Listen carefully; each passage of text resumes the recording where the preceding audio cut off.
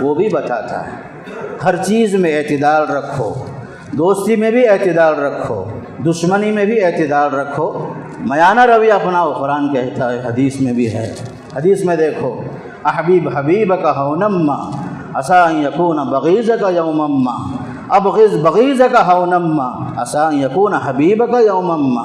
دوست سے دوستی اس معیار پر رکھو، ذرا اعتدال کے ساتھ رکھو، اس لیے کہ وہ دوست ایک نہ ایک دن تمہارا دشمن بھی بن سکتا ہے۔ اگر کوئی تمہارا دشمن ہے، دشمنی میں حد سے زیادہ آگے نہیں بڑھنا، اعتدال وہاں بھی رکھو۔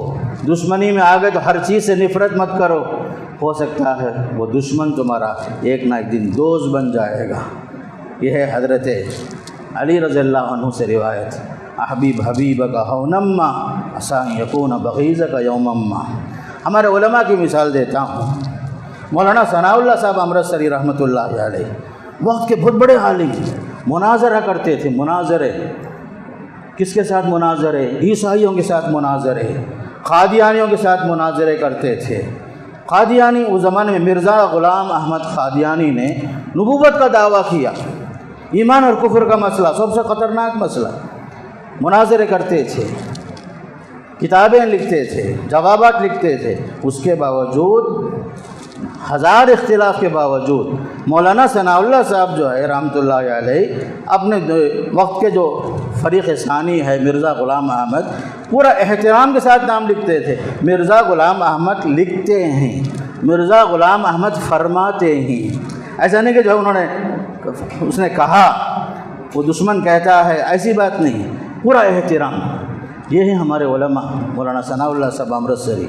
ایک معاملہ ایسا ہوا، دشمنوں نے مولانا ثناء اللہ صاحب امرتسری پر قاتلانہ حملہ کیا، بعد میں جو ہے قاتل پکڑا گیا، آپ کی جان بال بچ گئی۔ معلوم ہوا اس کے بعد اسے جو ہے قید میں ڈال دیا گیا، جیل میں ڈالا گیا۔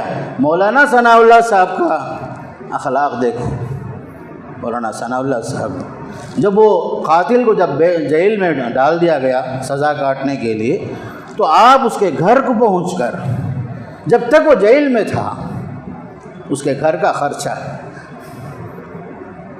اپنے جیب سے دیے۔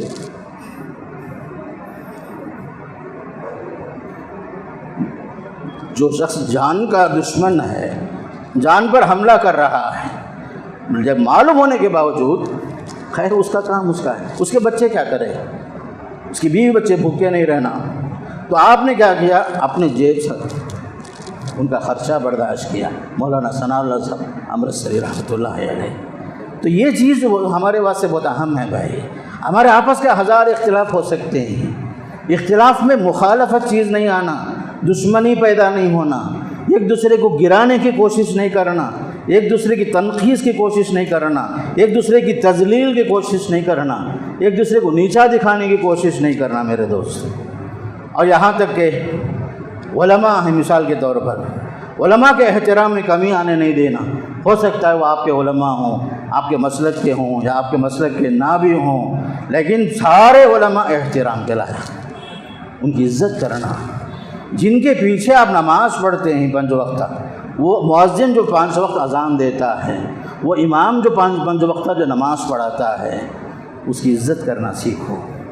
آپ کے 15,000 سے، آپ کے 20,000 سے کسی کے زندگی کو آپ نے نہیں خرید لیا۔ اگر ہو سکتا ہے کسی کے ساتھ احسان بھی کوئی کر رہا ہو، اختلاف کے وقت میں اس کے اوپر کیے گئے احسانات کو لا کر کے بتا کر کے کسی کو ذلیل نہیں کرنا۔ یہ علماء کا احترام سیکھو لوگوں۔ یہ علماء جو ہیں نبیوں کے وارث ہیں میرے دوست۔ علماء انسان ہیں، ہو سکتا ہے ان سے بھی غلطی ہوتی ہو سکتی ہے، میں انکار نہیں کر رہا ہوں۔ اس کی وجہ سے، اختلاف کی وجہ سے کسی کی تنقید کرنا، کسی کو ذلیل کرنے کی کوشش کرنا، یاد رکھو میرے دوستو، ہمارے ایمان کی سلامتی نہیں ہوتی اس میں۔ آپ لوگ جن کے پیچھے نماز پڑھتے ہیں، احترام کرو، علماء کا احترام، مؤذنین کا احترام، مسجد کے خادموں کا احترام، مسجد کے ذمہ داروں کا احترام کرنا سیکھو۔ یہ اسلام ہے۔ یہ اختلاف اپنی جگہ میں، مخالفت نہیں ہونا، مخالفتیں نہیں ہونا، دشمنیاں نہیں ہونا۔ ہم آپس میں کمزور ہو جائیں، آپس میں لڑتے لڑتے شیطان کو خوش کر دیں، اللہ کو ناراض کر دیں، پھر ہمارے ایمان کی سلامتی کس میں ہے؟ احسان کے بعد احسان جتانا، یہ جو سب سے بدترین چیز ہے میرے دوستو۔ قرآن کہتا ہے لا تبطلوا صدقاتکم بالمن والاذی، اے ایمان والو اپنے صدقات اور خیرات کو جو ہے بول بول کر کے بتا کر کے ضائع نہ کر لو، باطل نہ کر لو۔ ہو سکتا ہے احسان کرنے والا نہ بولے، لیکن اس کی جماعت کا کوئی دوسرا آدمی جو ہے کسی کے خلاف کیچڑ اچھالنا شروع کر دے، یہ سب غلط باتیں میرے دوست۔ احترام کرو، بڑوں کا احترام، چھوٹوں پر شفقت، علماء کا احترام، جو نبیوں کے جو وارث ہیں، جن کا کام نبیوں کا کام ہے میرے دوستو، وہ وقت کے قاضی بھی ہیں، وقت کے امام بھی ہوتے ہیں، اور وقت میں مسلمانوں کے مسائل حل کرنے والے ہوتے ہیں۔ اگر یہ ائمہ حضرات، یہ مؤذن حضرات اپنا ڈیوٹی چھوڑ کر کے بازار میں اتر کر وہ بھی تاجر بن جائیں، تمہاری مسجدوں کا کیا حال ہوگا؟ اگر وہ بھی جو ہے تجارت میں لگ گئے، اپنا بیوی بچوں کا مسئلہ حل کرنا ہے، تو آپ کی امامت کون کرے گا؟ آپ کے جنازے کون پڑھائے گا؟